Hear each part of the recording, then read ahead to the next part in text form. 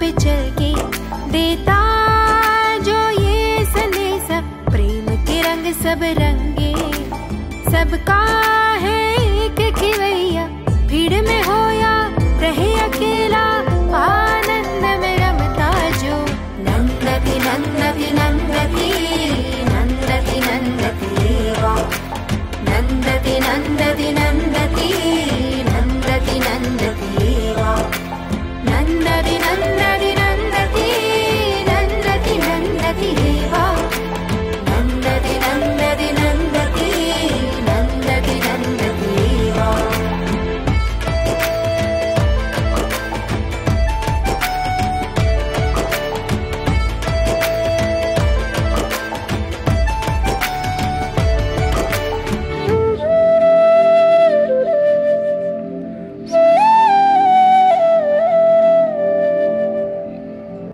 एक बार भगवान बुद्ध अपने शिष्यों से पूछते हैं कि मान लो इस दुनिया में सब ओर पानी ही पानी हो जाए और कोई इसमें एक सांकल फेंक दे।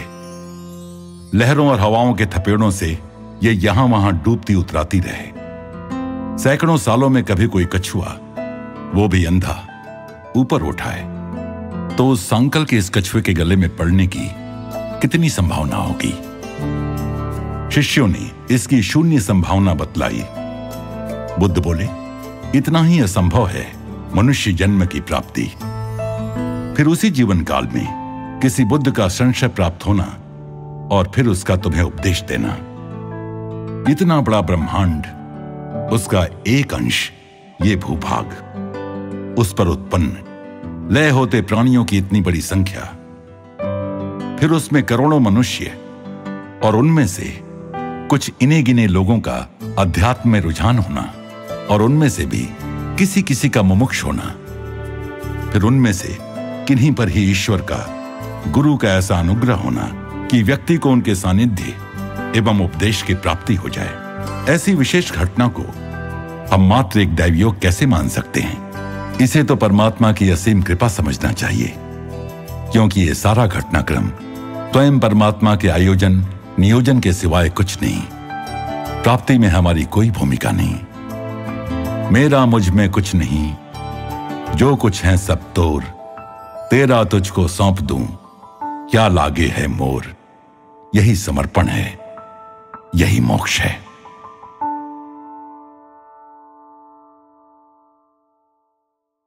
प्रेम स्वरूपी आत्म स्वरूपी सभी को नमस्कार। ഈ നിമിഷം മാത്രം നോക്കണം, അടുത്ത ശ്വാസം നമ്മുടെ കയ്യിലല്ല. ഈ നിമിഷത്തിൽ നല്ല കർമ്മം ചെയ്യുക, തീർച്ചയായിട്ടും നമുക്ക് മുന്നോട്ട് പോകാൻ സാധിക്കും. അപ്പോൾ ആ ആത്മവിശ്വാസമാണ് നമ്മൾ ഉണ്ടാക്കിയെടുക്കേണ്ടത്. वर्तमान ही हमारे हाथ में है। बीता कल आज नहीं बनेगा और आने वाला कल भी आज नहीं बनेगा। यही क्षण हमारे पास है। अगली सांस भी हमारे हाथ में नहीं, बस यही एक पल है।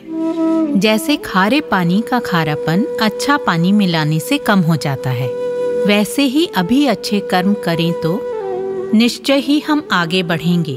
तो उस आत्मविश्वास को हमें अपने अंदर जगाना है। आत्मविश्वास एक बूस्टर रॉकेट जैसा है, आगे बढ़ने के लिए डीजल समान है। हम प्लान बनाते हैं, फिर कंस्ट्रक्शन करते हैं। पहले प्लान बनाते हैं, फिर घर का निर्माण करते हैं। प्लान बनाते समय प्लान पर ध्यान रहे और निर्माण के समय निर्माण पर। भविष्य को प्लान न करें ऐसा नहीं कहा, प्लानिंग में ही न रह जाएं। हमारा अधिकार कर्म करने का है, कर्म का फल देना तो ईश्वर के हाथ में है। जम्हाई लेने के बाद मुंह बंद होने के लिए भी हमें ईश्वर कृपा चाहिए। हम में शरणागति का भाव होना चाहिए। शरणागति भाव के साथ कर्म करें। कई लोग पूछते हैं कि दान धर्म करने वाले परोपकारी लोगों को भी जीवन में कष्ट क्यों झेलने पड़ते हैं। ऐसे में आवश्यकता है ज्ञान की, अतः हमें ज्ञान पूर्वक कर्म करना चाहिए। आज जो अच्छा है कल बुरा, आज जो बंधु है कल शत्रु हो सकता है। उदाहरण के लिए तुम्हारे मन में उपजा करुणा भाव द्वार पर आए किसी भूखे भिखारी को अंदर बुलाकर भोजन कराने को प्रेरित कर सकता है, लेकिन असल में वो चोर हो सकता है। हो सकता है वो लौट कर आए और तुम्हें चाकू से घायल करके पैसा लूट ले जाए, संभव है। तो दान करते समय भी हमें विवेक से काम लेना चाहिए। याद रखें, कर्म का फल कुछ भी हो सकता है। पैसा उधार दे तो शायद वापस न मिले। इसलिए अम्मा कहती हैं, जगत के स्वभाव को जान ले तो कोई समस्या नहीं। शेयर मार्केट में पैसा लगाते हैं तो फायदा भी हो सकता है और नुकसान भी। फायदे में आसमान को छूने और नुकसान में जहाज की तरह डूबने की बजाय हम उसके स्वभाव को जान लें तो कोई समस्या नहीं।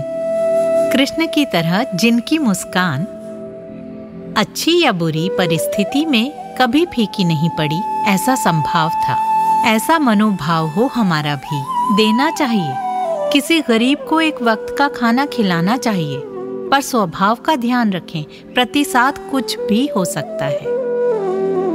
इस सोच के साथ कि शायद वो हमारी भलाई का उत्तर हमारी आशा अनुसार न दे, हमें स्वीकृति के मनोभाव का निर्माण करना है, अपेक्षा से रहित। कर्म कर्म की खातिर ही हो। कृष्ण ऐसे ही थे। उनका संपूर्ण जीवन हंसी से गुंजायमान था। गांधारी ने कृष्ण को श्राप दिया था कि तुम्हारे वंश का भी नाश हो जाए। कृष्ण जोर से हंसे ये सुनकर, बोले, मैं तो ये बहुत पहले से जानता था। गीता में कृष्ण के बीवी बच्चे नहीं हैं, भागवतम में कृष्ण के बीवी बच्चे हैं। उनके बच्चों में अहंकार था। अहंकार का नाश होगा तो पुनर्जन्म होगा ही। अहंकार के नाश होने पर ही पूर्णता की प्राप्ति होगी। एक बार कुछ ऋषि चले जा रहे थे तो पेट पर तकिया बांधकर कृष्ण के पुत्र ने उनसे प्रश्न किया, हे ऋषिवर, ये अजन्मा पुत्र बालक होगा या कन्या? ऋषि ने कहा, मूसल। वो ऋषि की हंसी उड़ाने गया था तो ऋषि ने कहा, मूसल होगा, और फिर मूसल ही हुआ। ऋषि मुनि जो वचन कह देते हैं वो सत्य हो जाते हैं। कृष्ण समझ गए थे कि उस मूसल के रहते वंशनाश नहीं रुक सकता, अतः उन्होंने उस मूसल को बारीक पीस पीस कर समुद्र में फेंकने को कहा। लेकिन थोड़ा सा हिस्सा जो अनपिसा रह गया उसे मछली ने निगल लिया, जिसे फिर एक मछुआरे ने पकड़ लिया। मछुआरा उसे बेचने के लिए बाजार ले गया। एक लोहार ने इसे खरीद लिया। मछली को काटा तो ये लोहे का टुकड़ा उसे मिल गया। उसने इसे एक तीर की नोक पर लगाया। इस तीर को लेकर शिकारी शिकार पर निकल गया। कृष्ण वन में ध्यानस्थ थे। जैसे ध्यान करते समय उनके अंगूठे में थोड़ी हरकत हुई तो शिकारी को पशु होने का संदेह हुआ और उसने वहीं तीर चला दिया। इस तरह लड़ते झगड़ते यदुवंश का नाश हो गया। जमीन पर गिरा हुआ चीनी का कण हमें भले तुच्छ लगे, पर चींटियों को वहां आते देर नहीं लगती। कभी तुच्छ मालूम होने वाली चीज सबसे ज्यादा विनाशकारी हो सकती है। एक शिष्य को रबर बोट में यात्रियों को चढ़ाते वक्त गुरु ने सबको सावधानी के साथ संभाल कर ले जाने को कहा। उसने यात्रियों को नाव पर सावधानी से चढ़ाया। अचानक उसकी नजर सुई की नोक जितने छेद पर पड़ी, छोटे से छेद पर। गुरु वचनों की याद तो आई पर उसने ध्यान नहीं दिया। ज्यों-ज्यों नाव आगे बढ़ने लगी वो छेद बड़ा और बड़ा होता गया और सब पानी में डूब गए। ना तो छोटी चीज को हम नगण्य समझें और ना ही बड़ी चीज को बढ़ा चढ़ाकर देखें। शास्त्र सबके प्रति आदर और विनम्रता सहित नौसिखिए का भाव रखने की शिक्षा देते हैं। जागरूकता, धैर्य और उत्साह। नई कहानी सुने या कोई नया विचार हो तो हम बड़े ध्यान से, श्रद्धा से सुनते हैं। स्कूल में जाकर बच्चा नई नई चीजों को बड़े ध्यान और धैर्य से सुनता है। उसमें उत्साह होता है, नौसिखिए का भाव भी।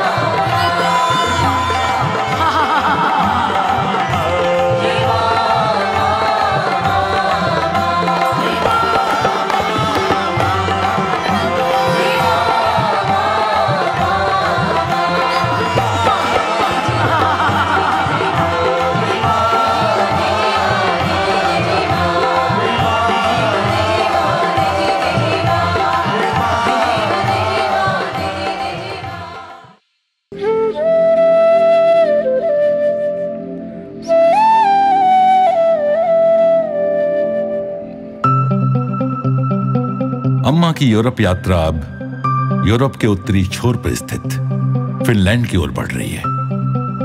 ये अपने अति शीत के लिए प्रसिद्ध है। इतिहास के अनुसार मनुष्य यहां 8500 बीसी यानी पाषाण युग में आकर बसा।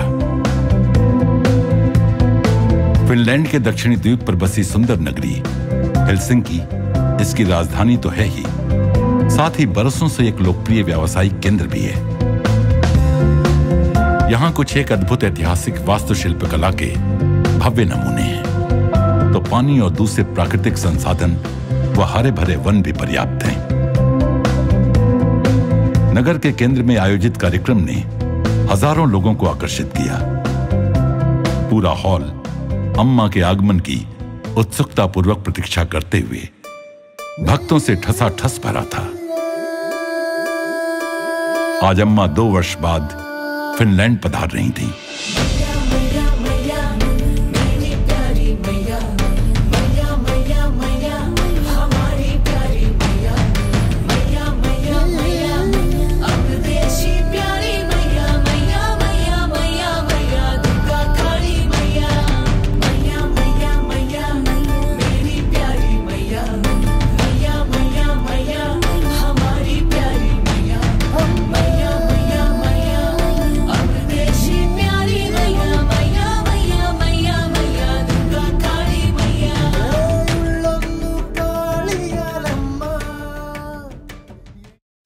फिनलैंड में पदस्थ भारतीय राजदूत श्री शर्मा, फिनलैंड की अभिनेत्री कीर्ति सालो आदि अम्मा के स्वागतार्थ उपस्थित अतिथियों में शामिल थे। श्री शर्मा ने कहा, अम्मा अपना सारा समय और ऊर्जा मानवता की सेवा में लगाती हैं। अम्मा भारत की सबसे बड़ी लोकोपकारिणी एवं परहितवादी हैं। Most charitable and most altruistic person in India. अम्मा के सानिध्य में विश्व शांति हेतु प्रार्थना करने वाले भक्तों के हृदय में अपूर्व भक्ति जगाने में अम्मा की शारीरिक उपस्थिति ने उत्प्रेरक का काम किया।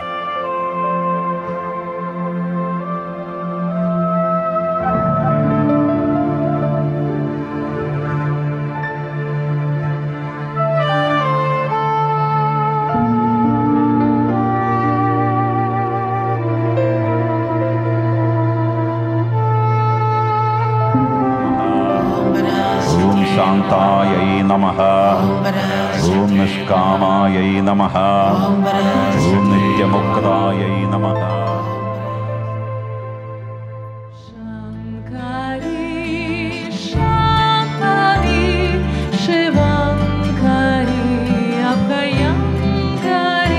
कहते हैं परमात्मा वैयक्तिक भी है और अवैयक्तिक भी। तनिक जान पहचान दिखाने के 2 पलों के सिवा और कुछ ये नहीं दर्शाता था कि अम्मा का किसी भक्त विशेष के साथ कितना वैयक्तिक संबंध था।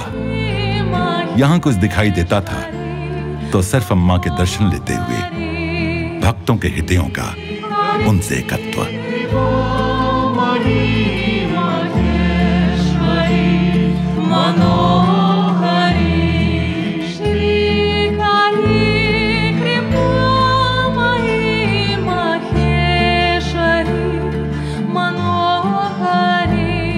इस कठिन जगत में अम्मा हमें निस्वार्थ सेवा और प्रेम करना सिखलाती हैं। उनके सानिध्य मात्र से मन को शांति और उत्साह मिलता है। अम्मा ना होती तो मैं अपने जीवन के कटु अनुभवों से कभी उबर नहीं पाती। मैं अम्मा की ऋणी रहूंगी।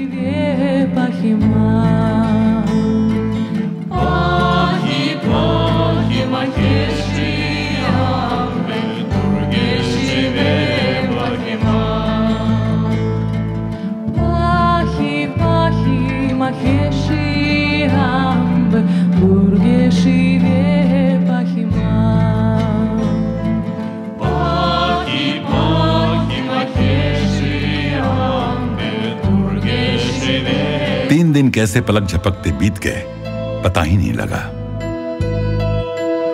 अम्मा का कार्यक्रम समाप्ति की ओर बढ़ने लगा तो भक्तों के मन उदास होने लगे।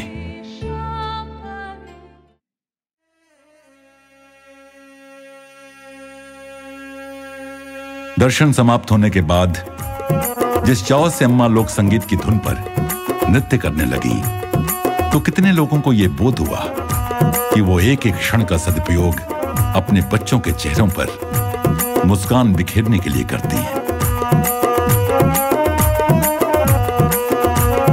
अम्मा रवाना होने लगी तो बुझे मन के साथ लोग समय के तेजी से उड़ान भरने की कामना करने लगे ताकि वे फिर एक बार अम्मा से मिल सकें। नंदती नंदती नंदती नंदती नंदती